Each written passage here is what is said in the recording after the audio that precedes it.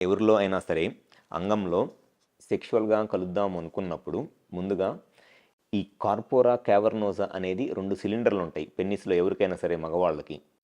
Sexual కోరికలు వచ్చినప్పుడు కానీ, లేకపోతే సెక్స్‌లో కలుద్దాము అనుకున్నప్పుడు గానీ, లేకపోతే ఏదన్నా పార్న్ వీడియోస్ చూసి మాస్టర్బేషన్ చేసుకున్నప్పుడు గానీ, సెక్స్ ఆలోచన వచ్చినప్పుడు ఎప్పుడైనా సరే పెన్నిస్లోకి బ్లడ్ సప్లై ఎక్కువగా వచ్చిద్ది. ఆ బ్లడ్ సప్లై అనేది ఈ కార్పోరా క్యావర్నోజా అనే ఈ స్మూత్ మజిల్లోకి పెన్నిస్లోకి బ్లడ్ సప్లై వచ్చిద్ది. ఎప్పుడైనా సరే ఈ పెన్నిస్లోకి బ్లడ్ సప్లై బాగా నార్మల్గా ఉన్నదానికన్నా ఎక్కువ బ్లడ్ సప్లై వచ్చినప్పుడు ఇక్కడున్న మజిల్ స్ట్రెచ్ అయ్యిద్ది అనమాట, మజిల్ సాగిద్ది. అంటే ఆ పెన్నిస్లో ఉన్న ఈ కార్పోరా క్యావర్నోజా బ్లడ్ ఎక్కువ రావటం వల్ల మజిల్ స్ట్రెచ్ అయ్యిద్ది. ఈ మజిల్ స్ట్రెచ్ అవ్వటం వల్ల పెన్నిస్ పెద్దగా అయ్యిద్ది. సో అందుకే ఎప్పుడైనా సరే ఎరక్షన్ వచ్చినప్పుడు ఉన్న పెన్నిస్ ఉన్నట్లు గట్టిపడకుండా పెద్దగా అయ్యి గట్టిపడిద్ది దేనికి అని అంటే ఇక్కడున్న మజిల్ సాగిద్ది అనమాట. ఈ మజిల్ సాగటం వల్ల పెన్నిస్ పెద్దగా అయ్యిద్ది.